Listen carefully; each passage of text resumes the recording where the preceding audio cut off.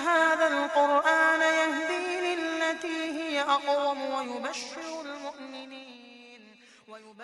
المؤمنين الذين يعملون الصالحات أن لهم. اتر جاؤ، تم ایک دوسرے کے دشمن ہو اور تمہارے لیے ایک خاص مدت تک زمین ہی میں جائے قرار اور سامان زیست ہے، اور فرمایا وہیں تم کو جینا اور وہیں مرنا ہے، اور اسی میں سے تم آخر کار نکالے جاؤ گے. اے اولاد آدم، ہم نے تم پر لباس نازل کیا. کیوں؟ یواری سوآتکم، تاکہ تمہارے جسم کے قابل شرم حصوں کو ڈھانکے. یہ ہے لباس کا مقصد. لیکن اگر کوئی لباس پہن کے بھی ننگا رہے تو وہ لباس کا مقصد پورا نہیں کر رہا جو اللہ سبحانہ وتعالیٰ نے اپنی اس کتاب میں بتا دیا. مردوں کے لیے بھی اپنے قابل شرم حصوں کو چھپانا لازم ہے، لیکن خصوصاً عورتوں کے لیے ستر والا لباس نہایت ضروری ہے.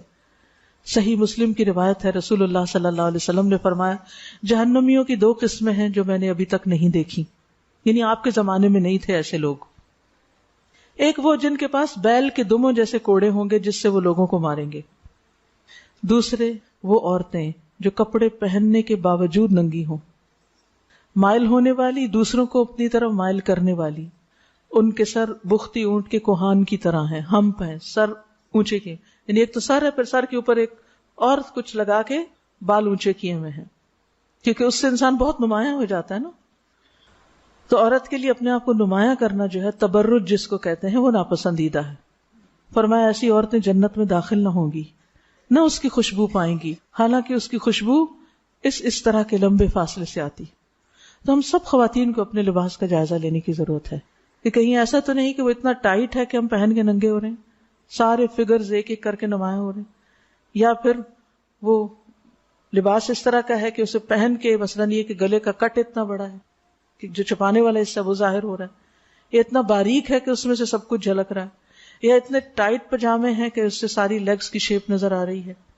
ان سب چیزوں کو ہمیں چیک کرنے کی ضرورت ہے، کیونکہ ہم کتنے دن ہیں دنیا میں، آخر واپسی کا لباس تو سفید لٹھے کا ہی ہے نا، کفن آخر میں تو وہی پہننا ہے.